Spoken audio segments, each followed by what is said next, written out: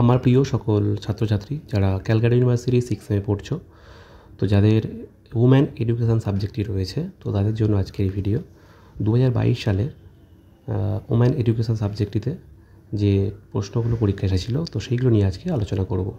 তো বন্ধুরা, যাদের ভিডিওটি ভালো লাগে থাকবে অবশ্যই ভিডিওটিতে লাইক করবে এবং পাশে থাকা বেল আইকনটি ক্লিক করে রাখবে যাতে সবার আগে তোমরা আমার ভিডিও দেখতে পাও।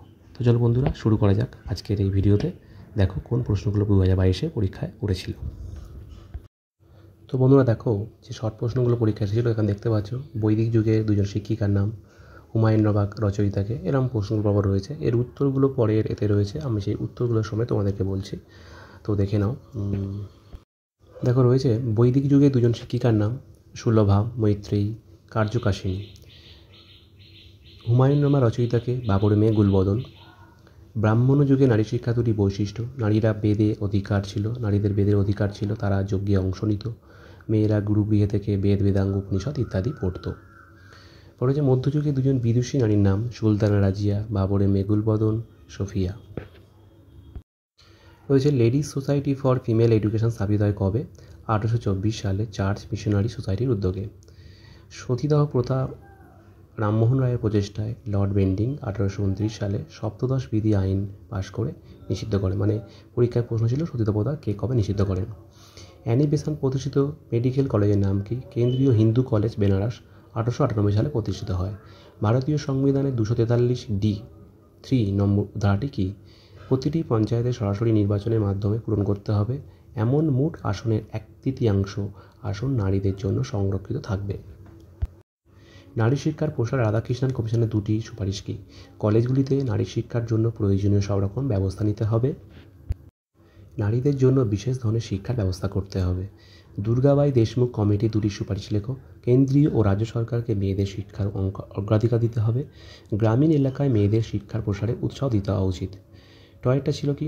পিওএ 1992 সালে শিক্ষানীতির 2টি সুপারিশ লেখো। বিদ্যালয়ে শিক্ষক নিয়োগের ব্যাপারে মহিলাদের অগ্রাধিকার দেওয়া হবে, নারী সচেতনতা বৃদ্ধির জন্য গণমাধ্যমকে কাজে লাগানো।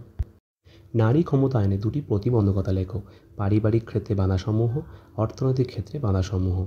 নারী শিক্ষার 2টি সামাজিক বাধা লেখো। নিরক্ষর মায়েরা অনেক সময় সন্তানের সাক্ষরতার অন্তরায় হয়ে দাঁড়ায়, বাল্যবিবাহ ও অপরিণত বয়সে মাতৃত্ব।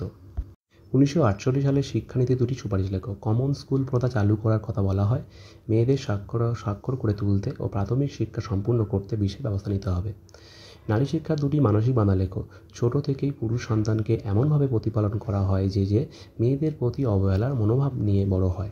মানসিক পরিস্থিতির দরুন অনেক মেয়ের ক্ষেত্রেই উচ্চশিক্ষা লাভের পরেও সাংসারিক দায়িত্বের একঘেয়েমিতে জীবন কাটাতে হয়, কোনো বৃত্তি অবলম্বন করা সম্ভব হয় না। তো এই ছিল তোমাদের ছোট প্রশ্নের উত্তরগুলো। এবার দেখে নাও বড় প্রশ্ন পরীক্ষায় কোনগুলো এসেছিল।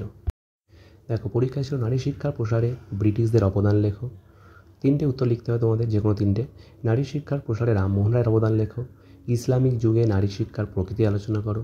হংস মেহতা কমিটির উদ্দেশ্য ও সুপারিশ লেখো। নারী শিক্ষার ক্ষেত্রে 1986 সালের জাতীয় শিক্ষানীতির সুপারিশগুলি লেখো।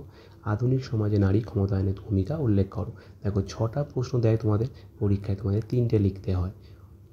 এবং দেখো 3-এর দাগে পড়েছিল একটা 5 নম্বর লিখতে হয়, নারী শিক্ষায় বিদ্যাসাগরের অবদান। তো এই ছিল তোমাদের 2022 সালের ওম্যান এডুকেশন সাবজেক্টটির প্রশ্ন। তোমরা এটা দেখে নাও, নিশ্চয়ই তোমাদের পরীক্ষার আগে এটা দেখলে অবশ্যই তোমাদের পরীক্ষা অবশ্যই ভালো হবে। পরীক্ষার জন্য এই প্রশ্নগুলো অবশ্যই তোমাদের কাছে ইম্পর্টেন্ট রয়েছে। তো বন্ধুরা, আজকে এই পর্যন্তই, দেখা হয় পরে কোনো ভিডিওতে। ধন্যবাদ।